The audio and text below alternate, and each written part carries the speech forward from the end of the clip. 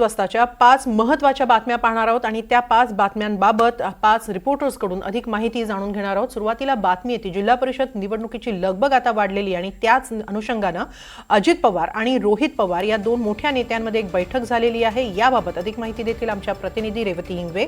तर अमरावतीमध्ये नवनीत राणांना भाजपमधून हकलण्याची मागणी जोर धरते आहे। भाजपच्या नाराज उमेदवारांकडून पराभूत उमेदवारांकडून या नेमकं काय घडतंय अमरावतीमध्ये याबद्दल अधिक माहिती देतील शुभम बायस्कर। लातूरमध्ये काँग्रेसचा भाव वाढलेला आहे तर झेडपीसाठी इच्छुकांची गर्दी होते आहे। यावर अधिक माहिती घेणार आहोत आमचे प्रतिनिधी विष्णू बुर्गे यांच्याकडून। पिंपरीमध्ये एक वेगळंच आकृती घडलंय। देवदर्शनाच्या नावाखाली बीडच्या महिलांचं बोगस मतदान पिंपरी चिंचवडमध्ये झाल्याचा प्रकार उघडकीस आलाय। काय नेमकं घडलंय याबाबत अधिक माहिती घेऊया आमचे प्रतिनिधी आकाश सावंत यांच्याकडून। तर वसईमध्ये ऑपरेशन लोटसची भीती सध्या सतावते आहे अनेक राजकीय पक्षांना। काय नेमकं घडतंय वसईच्या राजकीय वर्तुळात याबद्दल अधिक माहिती देतील आमचे प्रतिनिधी मनोज सातवी।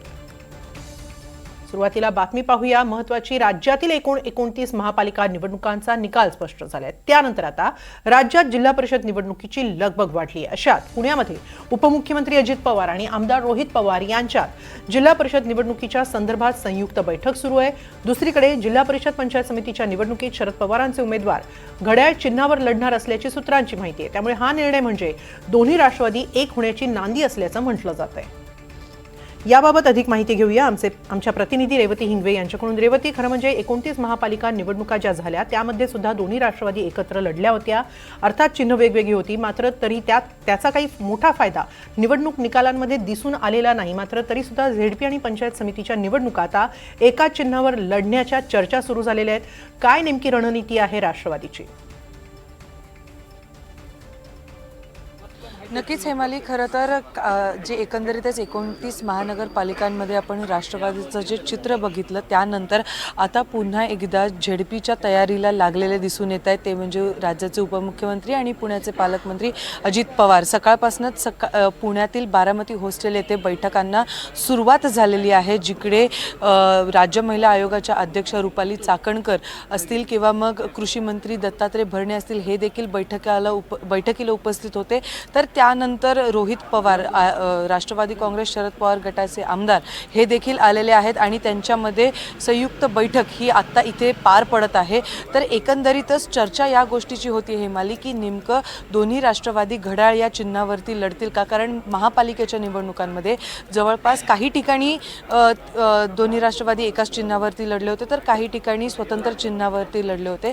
तर अशी सूत्रांची माहिती मिळते की शक्यता ही वर्तवली जाते दोन्ही राष्ट्रवादी एकाच चिन्हावरती लढवतील। तर त्याबाबतची घोषणा आणि त्यावरती शिक्कामोर्तब हे येत्या 1 ते 2 दिवसांमध्ये होण्याची देखील शक्यताही वर्तवली जाते। हे नक्कीच अशा संपर्कात रहा। अमरावतीमध्ये जाऊया आपण। अमरावती महानगरपालिकेत भाजपला केवळ 25 जागा मिळाल्या, त्यामुळे भाजपमध्ये नवनीत राणा यांच्याविषयी प्रचंड नाराजी निर्माण झाली आहे। भाजपच्या 22 उमेदवारांनी मुख्यमंत्री देवेंद्र फडणवीसांकडे नवनीत राणा यांना पक्षातून काढून टाका अशी मागणी केली आहे। या मागणीने चांगलीच खळबळ उडाली। नवनीत राणा यांना भाजपतून बाहेरचा रस्ता न दाखवल्यास त्या भविष्यात अमरावती शहरात भाजपचा पूर्णपणे नायनाट केल्याशिवाय राहणार नाहीत असा उल्लेख देखील फडणवीसांना लिहिलेल्या पत्रातून करण्यात आलेला आहे। याबाबत अधिक माहिती घेऊया आमचे प्रतिनिधी शुभम बायस्कर आपल्या बरोबर आहेत। शुभम, नवनीत राणांविरोधात प्रचंड रोष दिसतोय भाजपमध्ये, काय नेमकं घडतंय? हेमाली, नक्कीच या तक्रारीपूर्वी आपण एक पार्श्वभूमी समजून घेणं आवश्यक आहे। गेल्या महापालिकेच्या निवडणुकीत भाजपच्या 45 जागा होत्या आणि हा जो आकडा होता त्याच्यामध्ये मोठा फरक पडला। सध्या स्थितीत भाजपच्या केवळ 25 जागा निवडून आल्या तर आमदार रवी राणा म्हणजे नवनीत राणा यांच्या पती असलेल्या युवा स्वाभिमान पक्षाच्या 15 जागा ज्या आहेत त्या निवडून आलेल्या आहेत। आणि या सगळ्या पार्श्वभूमीतून भाजपचं संख्याबळ मोठ्या प्रमाणात घटलं। असे घटलेले तब्बल 22 उमेदवार जे भाजपनं मैदानात उतरवले होते, अशा सगळ्या 22 उमेदवारांनी मुख्यमंत्र्यांना पत्र लिहिलं आणि या पत्रामध्ये गंभीर आरोप केलेले आहेत। नवनीत राणांवर आरोप केलेले आहेत। एकूणच जर पाहिलं तर मुख्यमंत्र्यांना लिहिलेल्या या नवनीत राणांच्या तक्रारीविषयी 2 मतप्रवाह आहेत। या तक्रारीची वास्तविकता आणि शहानिशा आपण जाणून घेण्याचा प्रयत्न केला। शहराचे अध्यक्ष डॉक्टर नितीन धांडे यांच्याशी संपर्क केला तर त्यांनी स्वतः याविषयी स्पष्टीकरण देत असताना सांगितलं की 25 जणांपैकी एकूण 15 ते 18 उमेदवारांशी माझा संपर्क झाला। त्यांनी सांगितलं की ही तक्रार जी आहे ती आमच्याकडून जाणीवपूर्वक लिहून घेण्यात आली, अनेकांच्या स्वाक्षऱ्या ह्या दिशाभूल करून घेण्यात आल्या तर अनेकांचं म्हणणं होतं की आमचा कोणताही संबंध या तक्रारीशी नाही. NDTV मराठीनं स्वतः काही उमेदवारांशी संपर्क केला, त्यांच्याशी संपर्क होऊ शकला नाही. एकूणच जर पाहिलं तर नवनीत राणांच्या संदर्भात लिहिलेल्या तक्रारीविषयी आपण शहानिशा केली, मात्र अनेकांनी हा मुद्दा फेटाळून लावला. तर दुसरीकडे नवनीत राणांच्या तक्रारीविषयी स्पष्टीकरण देत असताना पालकमंत्री चंद्रशेखर बावनकुळे यांनी देखील म्हटलं की या संपूर्ण प्रकरणाची आम्ही चौकशी करू आणि एक अमरावतीमध्ये टीम पाठवू आणि टीम पाठवून वास्तविकता याची शहानिशा करू. असे सगळे दोन मतप्रवाह नवनीत राणांच्या तक्रारीविषयी आहेत. पण मुख्यमंत्र्यांना लिहिलेल्या तक्रारीत अतिशय गंभीर आणि तितकेच महत्वाचे मुद्दे उपस्थित करण्यात आलेले आहेत. तर काही उमेदवारांच्या स्वाक्षऱ्या ज्या पत्रामध्ये आहेत, ज्या तक्रारीमध्ये आहेत, किंवा जे उमेदवार महापालिकेची निवडणूक लढलेत त्या उमेदवारांनी स्वतः नवनीत राणांच्या समर्थनार्थ व्हिडिओ पोस्ट केले. त्या व्हिडिओमध्ये सांगितलं की नवनीत राणा आमच्या प्रचारात पूर्ण क्षमतेनं आमच्या पाठीशी होत्या, आमच्या संदर्भात त्यांची कोणतीही तक्रार नाही. असं एकंदरीतच या तक्रारीबाबत दोन मतप्रवाह आहेत. या तक्रारी संदर्भात भाजपचे पक्षश्रेष्ठी कशा पद्धतीनं कारवाई करतात. नवनीत राणांविषयी एक गट आहे, त्याच्यामध्ये मोठ्या प्रमाणात रोष आहे, तर दुसरा गट नवनीत राणांच्या समर्थनार्थ खुलेपणानं देखील पुढे येत आहे. एकूणच या संपूर्ण प्रकरणाला भाजपची पक्षश्रेष्ठी कशा पद्धतीनं हँडल करते, कशा पद्धतीनं या सगळ्या गोष्टीवर तोडगा काढते हे पाहणं महत्वाचं असणार आहे. मला नक्कीच असे संपर्कात राहा. यानंतर लातूरमध्ये काय घडते तेही पाहूया. लातूर महानगरपालिका निवडणुकीनंतर आता जिल्हा परिषद निवडणुका होत आहेत. लातूरमध्ये काँग्रेसच्या पक्ष कार्यालयामध्ये कार्यकर्ते मोठ्या संख्येनं उमेदवारी मिळावी यासाठी पोहोचत आहेत. अनेक जण आपापल्या नेत्याकडे तिकीट मिळावं यासाठी लॉबिंगही करतायत. लातूरमध्ये मोठ्या संख्येनं काँग्रेसकडे इच्छुकांची गर्दी होते आहे.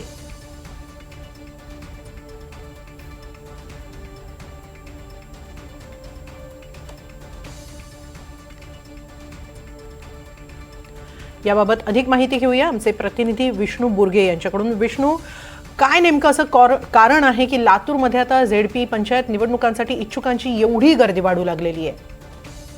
खर तर आपण महानगरपालिकांची निवडणुका पाहिल्या आणि यामध्ये निकाल पाहिले. यामध्ये सगळ्यात जी महत्वपूर्ण आणि निर्णायक जो निकाल आला तो म्हणजे लातूरचा. आणि यामध्ये आपण पाहू शकता की काँग्रेसनं आघाडी घेतल्याचं पाहायला मिळालं.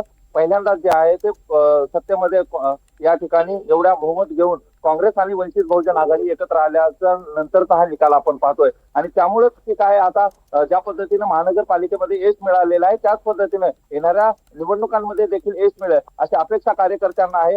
तसेच निवडणूक रिंगणामध्ये जे लढणारे लोक आहेत गुडघ्याला बाशिंग लावून त्यांना देखील आहे. आणि त्यामुळं काँग्रेसची उमेदवारी मिळावी यासाठी सगळ्यांनी जोरदार हालचाली केलेल्या आहेत. आणि इंटरव्ह्यू देण्यासाठी जे आहे ते कालपासून मोठे रांग या ठिकाणी पाहायला मिळाले. लातूर जिल्ह्यामध्ये ज्या पद्धतीनं रवींद्र चव्हाणांनी येऊन वक्तव्य केलं आणि त्यानंतर संपूर्ण पॅटर्न जो आहे तो या निवडणुकीचा बदलून गेला. एका वाक्यानं या ठिकाणची निवडणूक फिरल्याचं पाहायला मिळालं. आणि त्यानंतरची महत्वाची निवडणूक येते. ज्या पद्धतीनं महानगरपालिकांच्या निवडणुकीमध्ये भाजप आणि इतर पक्षांचा बोलबाला पाहायला मिळाला त्याच पद्धतीनं मराठवाड्यामध्ये विशेष करून लातूरमध्ये काँग्रेसनं एकल हाती सत्ता मिळवल्याचं पाहायला मिळालं. आणि त्यामुळं येणाऱ्या निवडणुकामध्ये आपल्याला जर राजकारणामध्ये सक्रिय व्हायचं किंवा निवडणुकी लढायच्या तर काँग्रेस हा पर्याय शोधतायत. आणि त्यामुळे काँग्रेसकडे मोठी गर्दी झाल्याचं पाहायला मिळते. एकीकडे भाजपमध्ये बी अशाच पद्धतीची सगळी गर्दी पाहायला मिळाली आणि त्यानंतर मोठी बंडाळी पाहायला मिळाली. आता काँग्रेस या सगळ्या लोकांना कशी आणि यामध्ये बंडाळी होणार नाही का या सगळ्याचं चित्र पाहणं महत्वाचं असणार आहे. मात्र उमेदवारी मिळावी यासाठी जिल्हा परिषद असेल किंवा पंचायत समिती यामध्ये आपल्याला उमेदवारी मिळावी यासाठी मोठी झुंबड झाल्याचं लातूरमध्ये पाहायला मिळतंय. आणि ही काँग्रेसची झुंबड आहे, भाजपची नाही. नक्कीच. यानंतरची बातमी बीडमधून. बीड संदर्भातली. देवदर्शनाच्या नावाखाली बीडच्या गेवराई येथील महिलांना पुणे जिल्ह्यात आणून त्यांना मतदान करायला लावण्यात आलं असा गंभीर आरोप बचत गटाच्या महिलांनी केला. आपली फसवणूक झाली असं समजतात घाबरलेल्या महिलांनी थेट बीड गाठला आणि पोलीस अधीक्षक कार्यालयात जाऊन तक्रारही दाखल केली.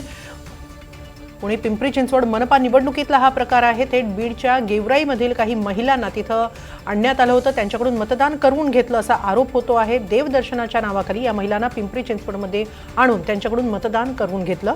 आपली फसवणूक झाली असं लक्षात येताच या महिलांनी थेट बीड गाठून पोलीस अधीक्षक कार्यालयात तक्रार दाखल केली. पुण्यामध्ये मीटिंग आहे नाही, आधी जेजुरीत जायचं म्हणले आपल्याला, पण निर्णय बदलला त्यांनी. म्हणले आधी मीटिंग करू आणि मग नंतर आपण जेजुरीला जाऊ देवदर्शनाला असं म्हणले. कुणी नेलंय तुम्हाला? एक महिला आहे शिरतची बचत गटाची वनिता जाधव म्हणून. हो SR होतं काहीतरी असतं गटाकडे. मतदान केलेलं दाखवा कुठे शै ठीक आहे. नगपालीच नाही बुजवली असं काय नाही. बुजवली तुम्ही? हा. हो या संदर्भातली माहिती घेऊया आमचे प्रतिनिधी आकाश सावंत यांच्याकडून. आकाश, काय नेमका सगळा प्रकार आहे? नक्कीच हेमाली, राज्यभरात बघायला गेलं तर महानगरपालिकेच्या निवडणुका नुकत्याच पार पडल्या. याच दरम्यान संबंध राज्याचं लक्ष लागलं होतं पुणे पिंपरी चिंचवड महानगरपालिकेकडे.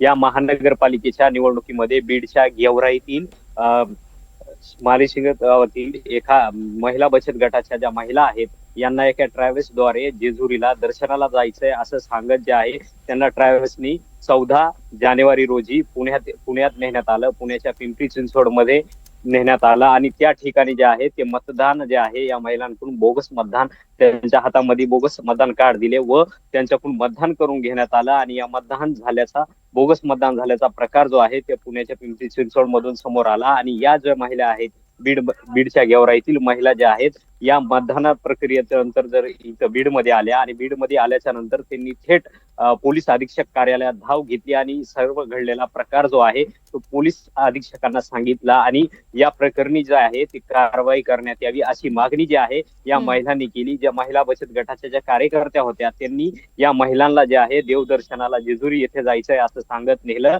आणि त्यांच्याकडून बोगस मतदान करून घेतलं. हा प्रकार जो आहे हा बीडच्या गेवराईतून उघड आल्याचं बघायला मिळत आहे आणि याची तक्रार जी आहे ते पोलीस अधीक्षकांकडे या महिलांनी केली आहे. मात्र पोलीस अधीक्षक तथा निवडणूक अधिकारी यावर काय कारवाई करतात हे देखील पाहणं आता महत्वाचं ठरणार आहे.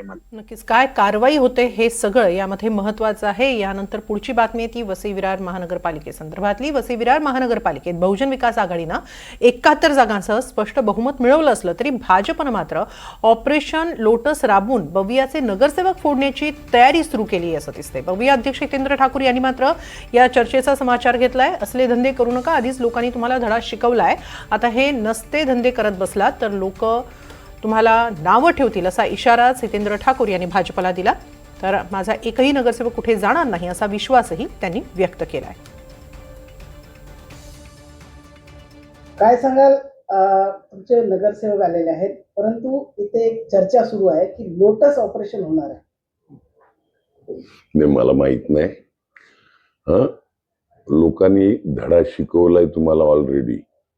आता हे नायते धंदे करत बसले तर शेण घालतील लोक तुमच्या तोंडात, एवढंच सांगतो यावेळी.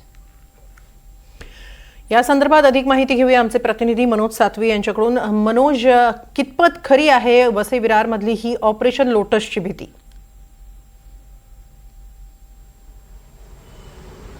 हेमाली, वसई विरार महानगरपालिकेच्या एकूण 115 जागांसाठी ही निवडणूक झाली आणि यामध्ये 171 जागांवर स्पष्ट बहुमत मिळवत बहुजन विकास आघाडी सत्तेचं दावेदार झालेली आहे. मात्र जो मॅजिक फिगर आहे ती 58 नगरसेवकांची आहे आणि भाजपला एकूण 44 जागा मिळालेल्या आहेत.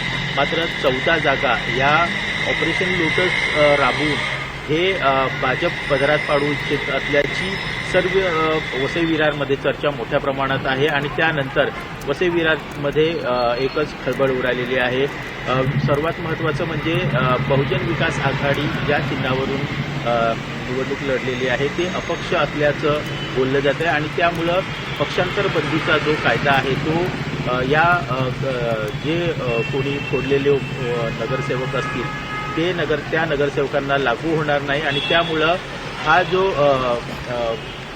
ऑपरेशन लोटस राबवण्यामागचा जो हेतू आहे किंवा ते राबवताना भाजपला ते सोपं जाणार असल्याचं बोललं जात आहे आणि त्यातूनच सत्तेपासून दूर असलं तरी कधीही भाजप सत्तेचा दावेदार ठरू शकतो जर ऑपरेशन लोटस जर सक्सेसफुल झालं तर, अशा प्रकारची भीती व्यक्त होते. मात्र बहुजन विकास आघाडीचे हितेंद्र ठाकूर यांनी याबाबत कठोर शब्दात भाजपवर टीका केलेली आहे. जर अशी काही जर केलं तर लोक तोंडात शेण घालतील, मुळात तुम्हाला लोकांनी नाकारलेलं आहे, अशा प्रकारचं वक्तव्य हितेंद्र ठाकूर यांनी केलं. मात्र त्याचवेळी भाजपच्या जे नेते आहेत त्यांना या संदर्भात चाचपणी केली असता या राजकारणात काहीही होऊ शकतं अशा प्रकारचं सूचक वक्तव्य भाजपकडून आलेलं आहे. त्यामुळं वसई विरार शहर महानगरपालिकेत जोपर्यंत सत्ता स्थापन होत नाही तोपर्यंत ही ज्या शक्यता आहेत ह्याच्यावर लोकांकडून किंवा राजकीय पक्षांकडून व्यक्त केल्या जातात सर्वात महत्त्वाचं म्हणजे या निवडणुकीमध्ये बहुजन विकास आघाडीचे जे कार्याध्यक्ष राजीव पाटील होते त्यांनी ऐनवेळी निवडणुकीच्या आदल्या दिवशी एका भाजपच्या उमेदवाराच्या प्रचारासाठी ते थेट मैदानात उतरले होते. त्यामुळं सर्व वसईकर नागरिक असतील किंवा बहुजन विकास आघाडीच्या गोटामध्ये एकच खळबळ उडाली होती. त्यानंतर राजीव पाटील यांचे भाजपच्या नेत्यांसोबतचे फोटो व्हायरल झाले होते आणि व्हिडिओ देखील व्हायरल झाले होते. त्यामुळं राजीव पाटील हे विधानसभेपासून नाराज आहेत आणि तेच हे ऑपरेशन सक्सेस करण्यासाठी भाजपला मदत करत आहेत अशा प्रकारचं ज्या शक्यता आहेत त्या वर्तवल्या जात आहेत. त्यामुळं एकंदरीत सत्ता स्थापन होईपर्यंत भाजप या वसई विरार महानगरपालिकेमध्ये ऑपरेशन लोटस राबवलं जात आहे का हे पाहणं महत्त्वाचं ठरणार आहे आणि जितेंद्र ठाकूर यांच्या भूमिकेकडे आणि भाजपच्या भूमिकेकडे सर्वांचे लक्ष लागले आहे. नक्कीच खूप खूप धन्यवाद मनोज, आपण दिलेल्या या सविस्तर माहितीबद्दल. तसंच रेवती, शुभम विष्णुबुर्गे आणि आकाश सावंत तुम्हाला देखील खूप खूप धन्यवाद ही सगळी सविस्तर माहिती दिल्याबद्दल.